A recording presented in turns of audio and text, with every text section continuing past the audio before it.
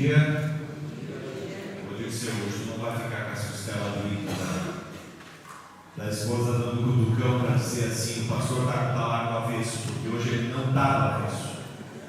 Para quem teve no culto sábado passado, viu que tinha uma coisa meio estranha, né? O pastor com o talar no avesso.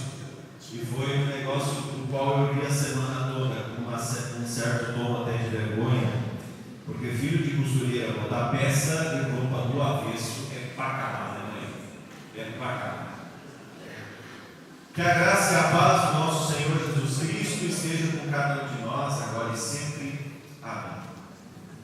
Eu trago comigo nessa manhã um texto que é indicado pela igreja como texto de pregação, um dos indicados, mas que tem tudo a ver com um dia histórico como esse aqui da comunidade Bela Aliança. Trata-se do texto de Lucas, o capítulo 10, os versículos 1 a 11, que dizem o seguinte: Lucas 10, 1 a 11, quem quiser acompanhar na sua Bíblia, no seu smartphone, fique à vontade.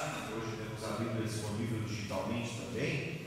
Fique à vontade. Lucas capítulo 10, versículos 1 a 11. Diz assim o texto. Lucas 10, 1 a 11. Depois disso, o Senhor escolheu outros 72 discípulos e os enviou adiante, 2 a 2, às cidades e aos lugares que ele planejava visitar. Essas foram suas instruções: a colheita é grande, mas os trabalhadores são poucos. Orem ao Senhor na colheita, peçam que ele envie mais trabalhadores para seus campos. Agora vão e lembrem-se de que eu os envio como cordeiros no meio de lobos. Não levem dinheiro algum, nem bolsa de viagem, nem um par de sandálias extras. E não se detenham para cumprimentar ninguém pelo caminho. Quando entrarem numa casa, digam primeiro: que a paz de Deus esteja nessa casa. Se os que vivem ali forem gente de paz, a bênção permanecerá. Se não forem, a bênção voltará a vocês. Permaneçam naquela casa e comam e bebam o que lhes derem, pois quem trabalha merece seu salário. Não fiquem mudando de casa em casa. Quando entrarem numa cidade e ela os receber bem, comam o que lhes oferecerem. Curem os enfermos e digam-lhes: agora o reino de Deus chegou até vocês. Mas se uma cidade se recusar a recebê-los, saiam pelas ruas e digam: limpamos de nossos pés até o pó dessa cidade em sinal de reprovação. E saibam disto: o reino de Deus chegou. Queremos orar. Senhor Jesus, muito obrigado por essa palavra poderosa do livro de Lucas, do Evangelho de Lucas. E te pedimos, Senhor, que nesta manhã tu fales ao nosso coração por meio desta palavra. Fala à tua igreja, como grupo, fala também a nós, a cada um de nós de maneira individual. Assim nós oramos, colocamos nas tuas mãos, ó Deus, o ouvir da tua palavra e o pregar da tua palavra, em nome de Jesus. Amém. Lendo esse texto assim de maneira rápida, a gente fica até incomodado com algumas coisas que Jesus fala. Porque Jesus manda 72, algumas traduções da Bíblia trazem 70. Há uma discussão aí se são 70 ou 72. Porém, fato é, Jesus tinha mais discípulos do que apenas os 12. Ele tinha um grupo maior. E num determinado momento ele convoca esse número de 70 ou 72 discípulos e envia eles para uma experiência de missão, para uma experiência de ir e anunciar que Jesus está vindo aí.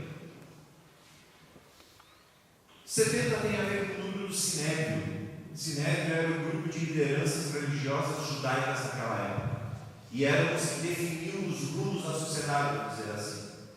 E Jesus reúne os seus 70 e diz: vão e anunciem que Jesus está vindo aí, que o reino de Deus está vindo aí. Só que quando vocês forem, não levem nada além do que vocês estão usando. A roupa, sandália, não levem bolsa, não levem nada. E quando passarem por alguém no caminho, não fiquem cumprimentando. Isso parece sinal de falta de educação, né? Porque eu não sei quanto a vocês, mas eu ainda gosto daquele velho hábito de passar por alguém na rua, mesmo que não seja conhecido, e dizer bom dia. E Jesus parece que está dizendo: não façam isso. Não é bem isso que Jesus está dizendo. Os judeus se saudavam com shalom. Shalom, paz, paz de Deus seja sobre a tua vida. Só que além do shalom, os judeus, eles tinham por hábito uma saudação extensa, que podia levar meia hora ou mais. Saúda teu pai, saúda tua mãe, e vai saudando, e Jesus diz: não façam isso. A gente não está dizendo que as pessoas não deveriam ser educadas, dizendo shalom. Era para evitar essa saudação longa, que pudesse demorar muito tempo. Por quê? Porque eles não tinham tanto tempo disponível. Então Jesus não está incentivando os seus discípulos a serem mal educados, longe disso. Discípulo de Jesus tem que ser uma pessoa educada, tem que ser uma pessoa que cumprimenta os outros. E Jesus diz: olha, vão, e quando entrarem numa casa, saudarem essa família, fiquem ali, se eles acolherem vocês. Era um sinal de fé, um sinal de amor a Deus, receber viajantes na casa, na cultura israelita, na cultura de Jesus. Para nós isso é um negócio meio assustador. Chega alguém na tua casa batendo palma e diz: dá licença, vai dizendo entra. A primeira coisa que a gente quer saber quem é aquele cidadão que está ali, né? A gente orienta os nossos filhos a não ficar abrindo porta para qualquer um. Na cultura de Jesus era bem diferente, era o contrário. Era um sinal de fé, de amor por Deus, ser hospitaleiro, receber as pessoas na sua casa. E se receberem bem e oferecerem comida, fiquem ali e vão ficando. Para nós isso é um negócio meio estranho, né? Imagina alguém chega na tua casa e diz: eu vou ficar aqui até tu enjoar de mim. Tem aquela piada, né, que eu não vou contar aqui, obviamente, né, mas não vai ficar nem até o café, né? Jesus, ele está dando instruções. E o que tudo isso quer nos dizer nesta manhã? O que tudo isso tem a ver com a nossa comunidade? O que tudo isso tem a ver com a nossa história? O que tudo isso tem a ver com a nossa missão enquanto igreja, enquanto cristãos no mundo? Eu quero destacar 3 pontos aqui nessa manhã. 3 pontos que vão nos acompanhar nessa pregação e que eu gostaria que nós levássemos para casa. O primeiro ponto tem a ver com o fato de Jesus dizer: orem por mais trabalhadores para a seara. O segundo, sobre depender de Deus e do seu cuidado durante a missão. E terceiro, sobre adentrar a casa, a importância da casa e o Evangelho. Vamos lá, primeiro ponto. No versículo 2, Jesus diz: a seara é grande, mas os trabalhadores são poucos. Jesus está dizendo que, olha, tem muita gente, tem muito povo para a gente ganhar com Jesus, tem muita coisa para ser feita, mas tem pouca gente. A gente sabe o que é isso: falta de recursos humanos. A gente está vivendo uma época de sobra de vaga de trabalho e falta mão de obra. E aí, quando o sujeito diz: estou indo trabalhar em outra empresa, isso dá um desânimo na gente. Por quê? Porque repor um funcionário bom dá trabalho. Essa realidade era a realidade que também Jesus constatava naquele tempo. O reino precisa ser expandido. O reino de Deus, a palavra, o Evangelho de Jesus, a boa nova da salvação precisa ser levada a gente, mas falta gente. E aí o que Jesus nos diz? Orem ao Senhor da seara para que mande trabalhadores. Ou seja, primeira coisa, a igreja não é nossa, a igreja é Jesus. Primeira coisa. Essa igreja, essa comunidade centenária, que comemorou há poucos dias 116 anos de história, de existência, uma história bonita, tem um livro muito bacana que foi escrito há um tempo atrás.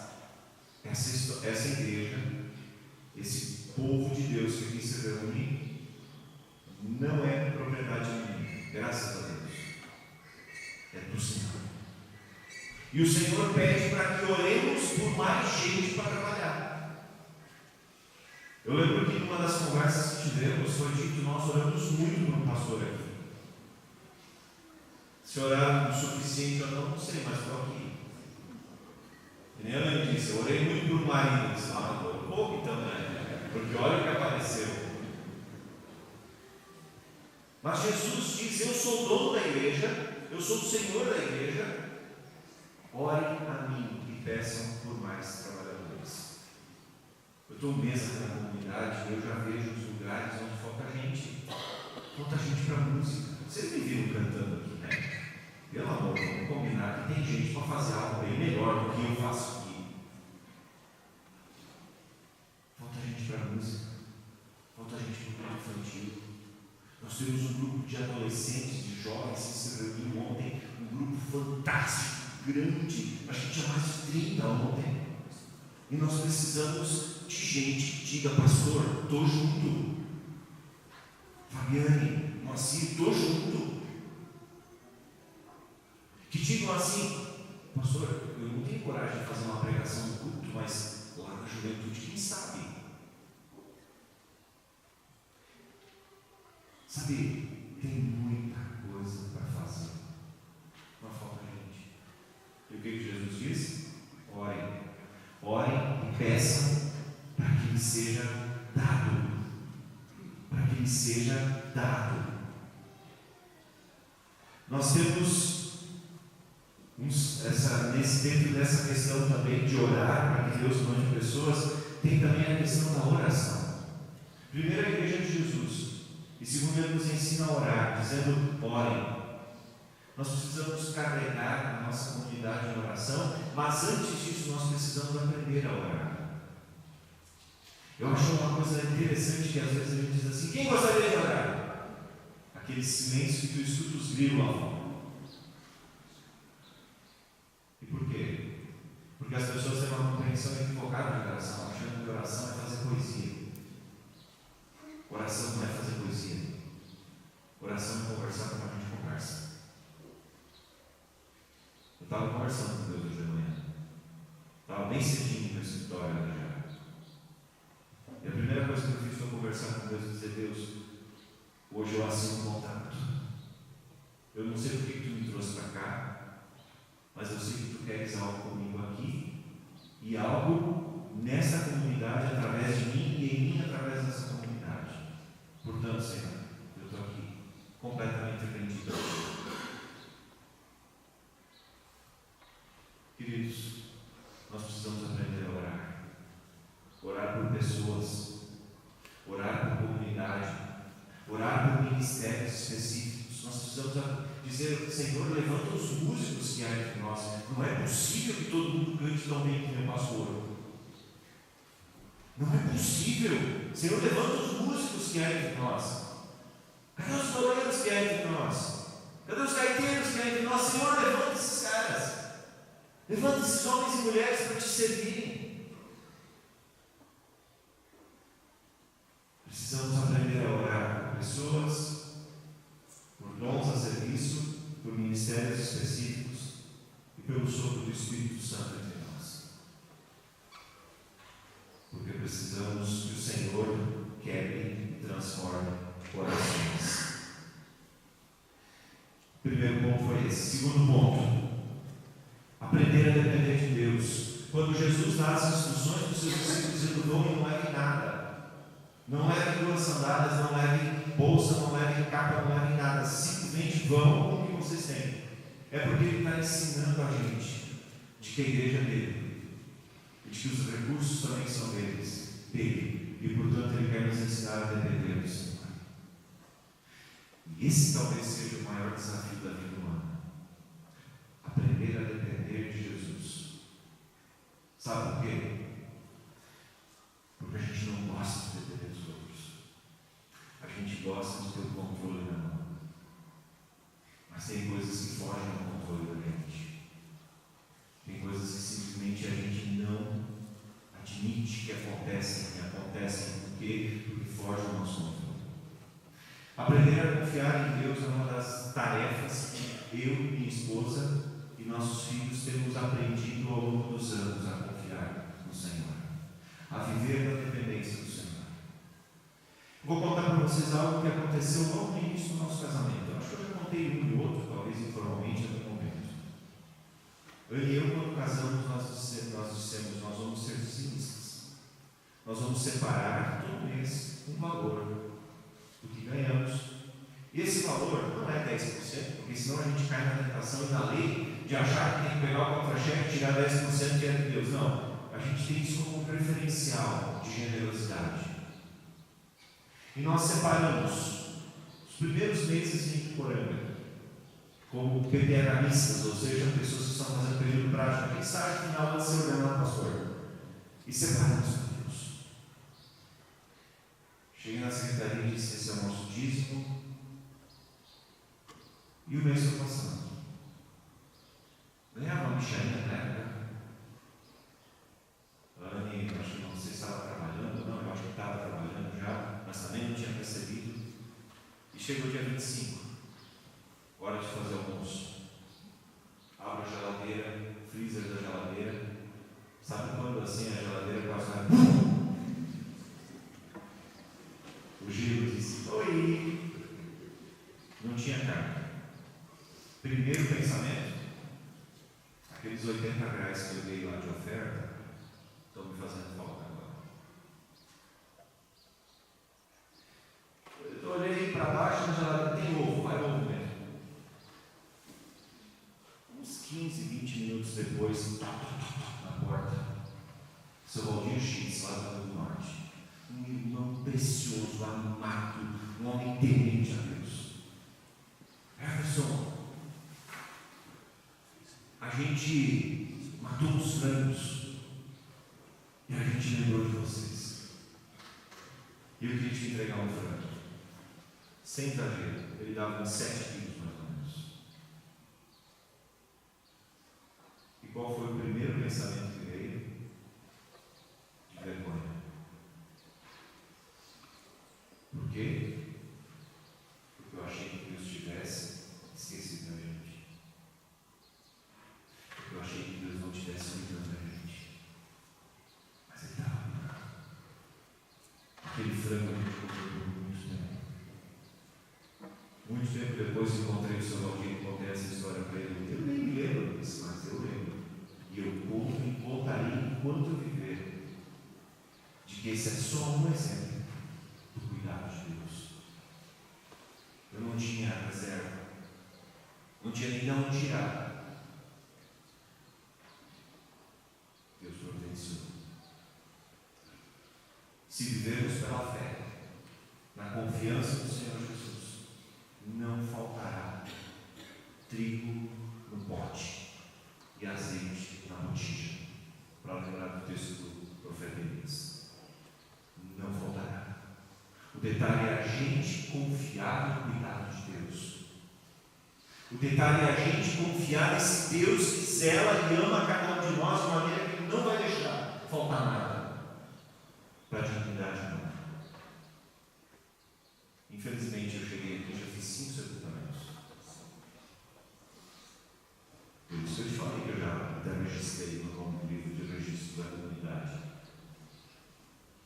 Eu não vi ninguém levar prata ou dinheiro, cartão de crédito ou qualquer outra coisa junto. Foi do jeito que veio. Porque do Senhor é a prata, do Senhor é o ouro. E do Senhor é o cuidado nosso.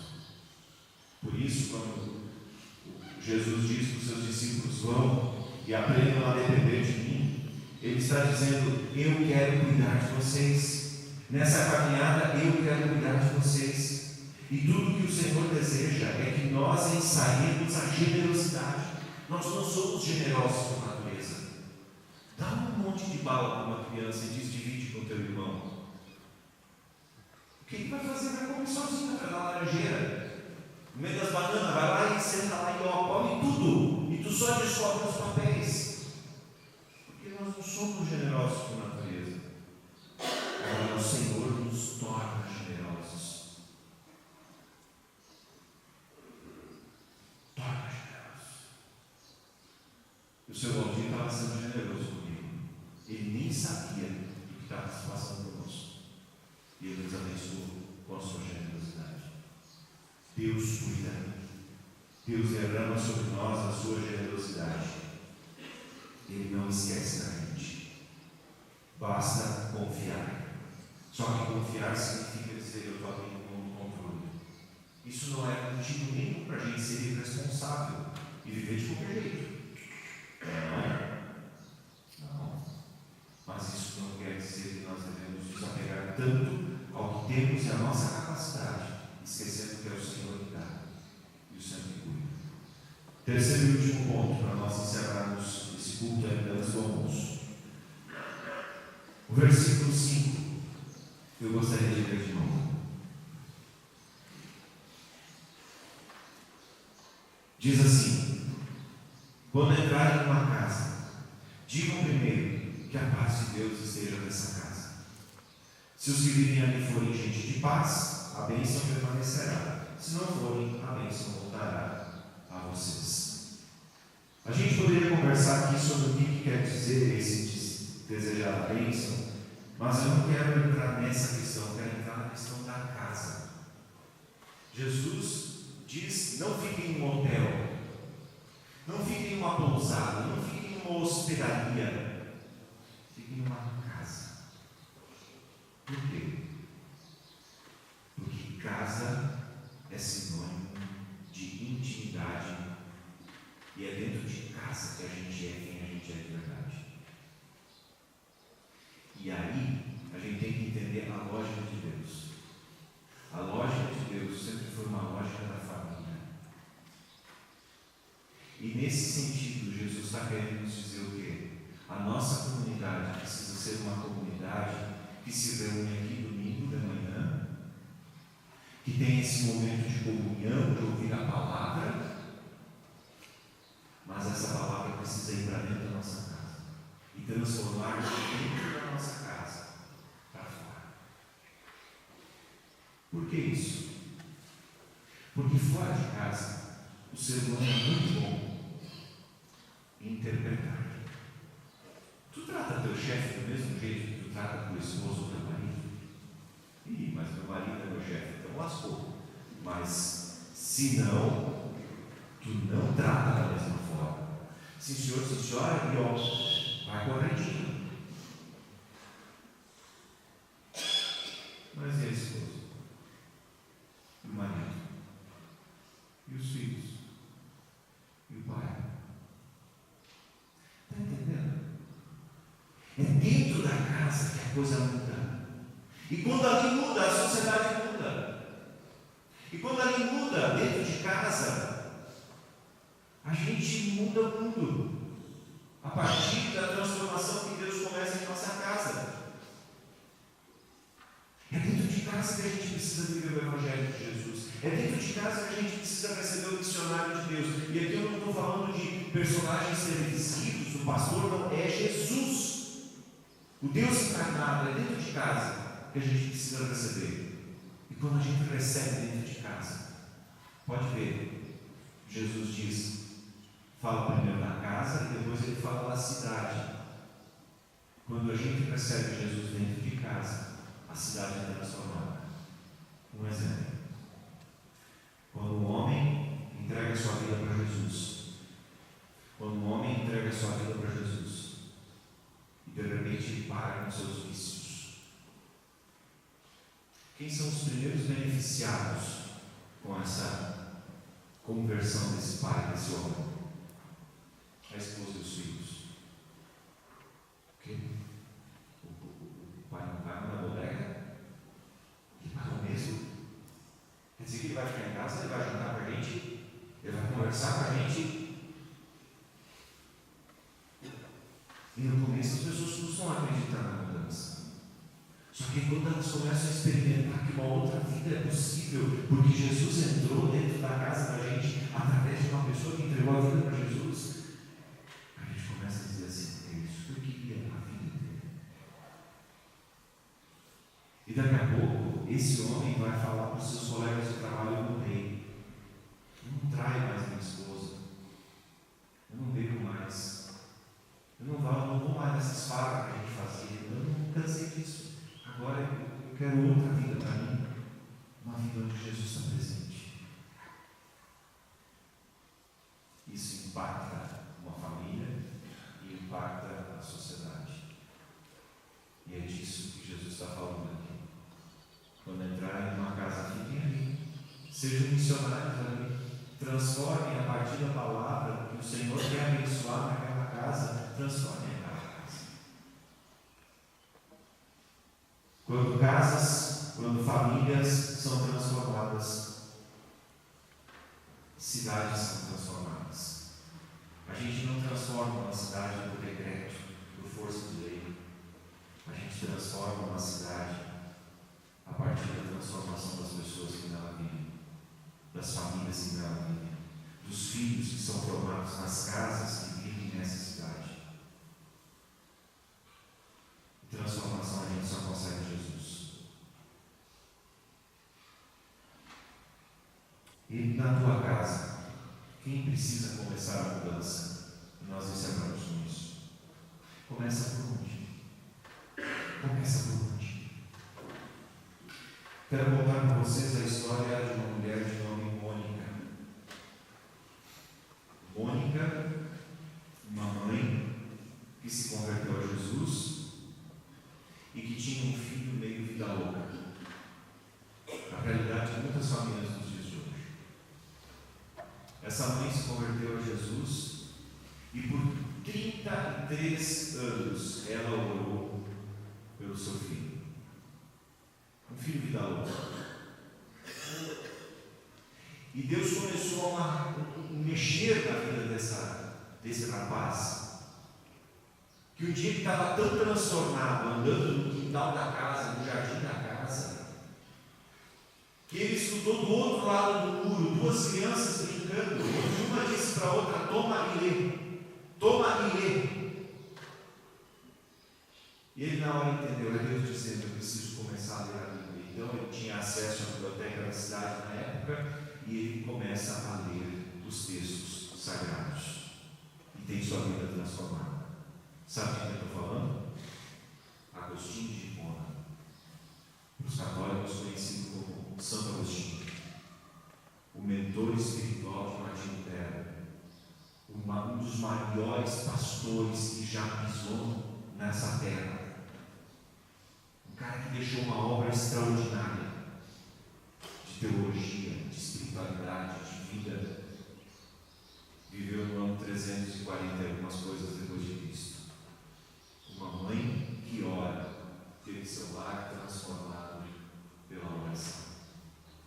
A mudança começou por ela. Agostinho escreveu um livro extraordinário que é recomendado a leitura para quem gosta de ler. É um livro relativamente fácil de ler na primeira parte dele, chamado Confissões, onde ele conta toda a sua história. A mudança começou por uma mulher dentro de casa que teve sua vida transformada. Por isso, queridos, a nossa missão enquanto igreja, enquanto cristãos, é orar ao Senhor da Seara, pedindo mais trabalhadores, depender do cuidado de Deus, afinal a Seara é dele. E terceiro, priorizar as casas, as famílias, os lares, os casamentos. E por isso eu quero nessa manhã firmar um acordo com vocês. Eu não sei quantos anos Deus nos deixará aqui na comunidade Bela Aliança. Bem de boa, do jeito que eu gosto de fazer mudança, eu espero que seja a última. Tá? Porque eu perdi uma cinta 10 anos atrás, até hoje eu não achei. Então eu quero ver se na mudança, quando a gente vier morar aqui na casa que vai ser construída, eu acho a tinta da cinta, mas ela sumiu. Se escafedeu, deve ter ficado caminhando na mudança que nos trouxe o corpo para cá. Mas do jeito que eu gosto de mudança, eu espero que não sejam muitas daqui por diante. Mas eu quero firmar um acordo com vocês, de que nós sejamos uma igreja que transforma casas, de que tudo que a gente vive aqui, não fique aqui, vá para casa e faça lá o que fazer, pela graça, bondade e misericórdia do nosso Deus. Que assim Deus nos ajude, nos guarde, nos capacite, nos anime e fortaleça. Amém. Palavra que nos desafia a viver uma vida a partir da tua palavra. Senhor, ajuda-nos a viver isso. Ajuda-nos, Senhor, a orar pela nossa comunidade, pelos ministérios, pelas nossas deficiências, a orar agradecendo por aquilo que já temos, por aquilo que Tu já nos presenteou. Senhor, que nós possamos descobrir os dons escondidos, que nós possamos, ó Deus, descobrir os talentos que podem estar no Teu serviço. Ajude-nos, Senhor. Pai, nós queremos depender de Ti como comunidade, não só nos recursos financeiros que precisamos, mas especialmente, Senhor, aqueles recursos humanos, de gente cuidando de gente, de discípulo cuidando de discípulo. Ajuda-nos, Senhor. E, Senhor, que a nossa comunidade seja uma comunidade de casa, uma comunidade que comece a viver a palavra, não na rua, não na sociedade, onde a gente pode muito bem interpretar, mas dentro de casa, onde as pessoas nos conhecem de fato e de verdade. Ajuda-nos, Senhor. Assim nós oramos e colocamos tudo em Tuas mãos, por graça e bondade do nosso Senhor. Amém. Todas as tribos, povos e raças, muitos virão te louvar. De tantas culturas, línguas e nações, no tempo e no espaço, virão te adorar. Bendito seja o Cordeiro, Filho de Deus, raiz de Davi. Bendito seja o seu santo nome, Cristo Jesus, presente aqui. Remidos comprados do mundo inteiro, muitos virão te louvar. Teus filhos eleitos, fogo especial, no tempo e no espaço, virão te adorar. Bendito seja esse Cordeiro, Filho de Deus, raiz de Davi. Bendito seja o seu santo nome, Cristo Jesus, presente aqui. Todas as tribos, povos e raças, muitos virão te louvar. Tantas culturas, línguas e nações, no tempo e no espaço, virão te adorar. Bendito seja sempre o Cordeiro, Filho de Deus, raiz de Davi. Bendito seja o seu santo nome, Cristo Jesus, presente aqui. Remidos comprados do mundo inteiro, muitos virão te louvar. Teus filhos eleitos, fogo especial, no tempo e no espaço, virão te adorar. Bendito seja sempre o Cordeiro, Filho de Deus, raiz de Davi. Bendito seja o seu santo nome, Cristo Jesus, presente aqui. Nós queremos nesta manhã orar também pela família Pribe. Eu peço que os familiares que aqui estão possam se colocar de pé nesta manhã. Família Pribe está vivendo o luto da dona Tusnelda, ela que nasceu no dia 18 de março de 1940 e faleceu então no dia 20, esta semana. Nós queremos orar por vocês, queridos, e dizer também que aquela palavra que nós dissemos lá no sepultamento é uma palavra de Deus. A nossa esperança está para além da sepultura. A nossa esperança está em Cristo. E a nossa esperança em Cristo faz com que nós saibamos, pela fé, tenhamos plena convicção da ressurreição.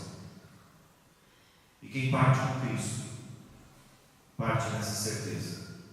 E é essa palavra de esperança que nós queremos deixar para vocês nessa manhã, queridos. Vocês que vivem o luto, a perda, cada um dos né? Oramos. Senhor, colocamos em tuas mãos a família Green. Tu sabes, ó Deus, do vazio que fica com a perda da uma pessoa tão querida, tão amada, uma pessoa tão preciosa para toda a família. Cuida deles, Senhor, de uma maneira bem especial. Ampara-os, ó Deus. Ajude-nos a viver, a lidar com o vazio, com a saudade, com a tristeza da perda. E que a esperança da ressurreição possa carregá-los e fortalecê-los nesse momento, e que eles se sintam, Senhor, amparados por Ti, a partir dessa certeza de que, se partirmos com Cristo, nos reencontraremos na eternidade. Abençoa essa querida família, consola-os e conforta-os. É o que te pedimos, em nome de Jesus.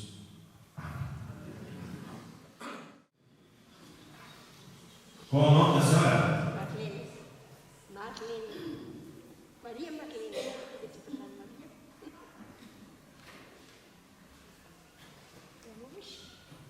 Mais alguém? Seu nome? Darcy.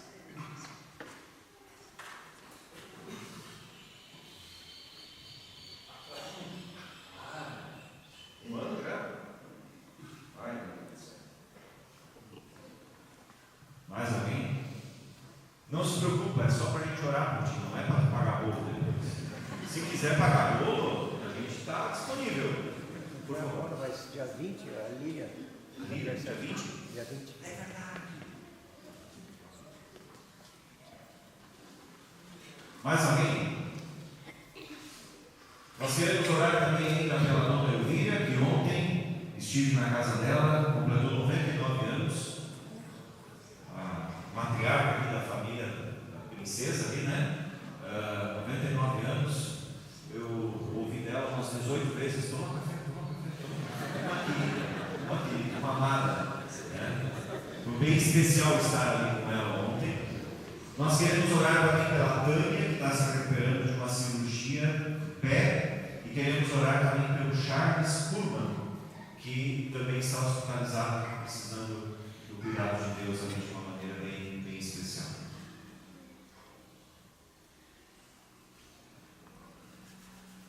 Muito bem. Nós queremos então agora orar, e no final receber a bênção de Deus, e no final o coral vai nos dirigir uma canção. Quem puder se colocar de pé, por favor, peço. Oramos então. Senhor Deus, nós te louvamos, te bendizemos, te agradecemos por esse momento que tivemos, e também porque diante de ti podemos trazer situações de pessoas, conhecidos, amigos, irmãos de caminhada, que precisam, Senhor, do teu cuidado. Pedimos aqui pela Tânia, que está se recuperando de uma cirurgia no pé. Cuida dela, Senhor, dá a ela a paciência necessária para botar o pé no chão por um bom tempo. Cuida dela, Senhor, cuida da família dela. Oramos também pelo Charles, tu sabes, ó Deus, da situação dele, como ele está. Ó Deus, cuida dele, cuida da esposa, do filho, dos pais que são bastante apreensivos também. Senhor, recupera ele plenamente. É o que te pedimos em nome de Jesus. Senhor, com alegria nós também lembramos aqui de pessoas que conhecemos da comunidade, que estão de aniversário. Dona Elvira, 99 anos. Obrigado, Senhor, por tanta alegria que a gente vê naquela senhora. Senhor, obrigado por tanto amor e cuidado que ela tem vivido pela sua família. Oramos aqui também, Senhor, pela dona Marlene, que esteve de aniversário. Oramos aqui também pela dona Darcy, Senhor, que esteve de aniversário. A dona Clarinha, Senhor, também, que esteve de aniversário. A dona Lilian também, que esteve de aniversário. Abençoa cada um, Senhor, nesse novo ano, com com saúde, com alegria. Abençoa, Senhor, com muitos momentos especiais em família, que a Tua presença, que o Teu cuidado, que a Tua bondade nos acompanhe, Senhor, por onde quer que for. Guarda e cuida, Senhor, é o que te pedimos em nome de Jesus. E assim, Senhor, nós também queremos ir para a nossa semana, onde cada um vai para as suas funções, as suas ocupações, que antes de andar preocupados, ó Deus, nós nos lembremos de orar e colocar as nossas preocupações e ansiedades na Tua presença, para que nós possamos, ó Deus, também perceber o Teu cuidado constante em nossa vida. Assim, ó Deus, queremos sair daqui e colocamos tudo diante de Ti, em nome de Jesus, que nos ensinou a orar.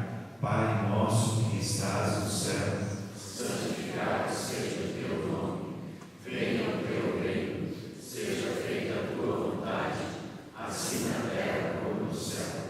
O pão nosso de cada dia nos dá hoje, e perdoa-nos as nossas dívidas, assim como nós também perdoamos aos nossos devedores. E não nos deixes cair em tentação, mas livra-nos do mal, pois Teu é o reino, o poder e a glória para sempre. Amém. Que a bênção de Deus, o Todo-Poderoso, Pai, Filho e Espírito Santo, seja contigo e te acompanhe por onde quer que tu fores. Assim seja o Senhor contigo, hoje e sempre. Amém. Antes da gente ouvir o coral ainda, mês de agosto é mês dos pais, certo? Então nós vamos conversar durante todo o mês de agosto sobre o tema família. E ao longo dessa semana vai ser divulgado o tema da série de pregações. Agosto inteiro nós vamos falar sobre família. E o tema é: senta, precisamos conversar sobre a nossa família.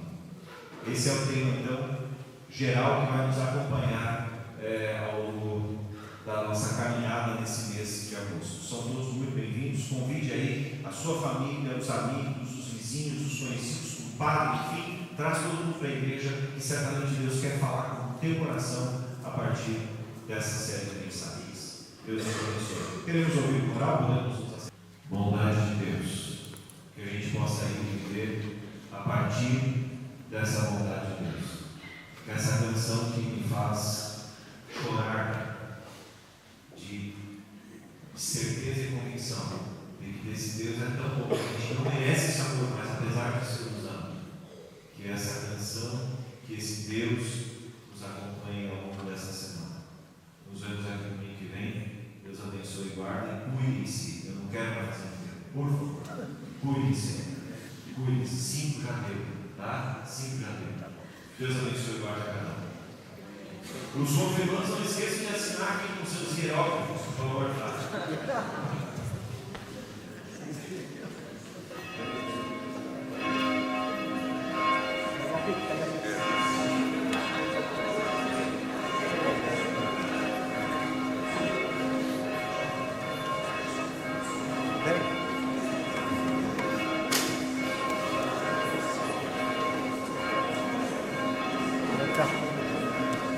Não sei se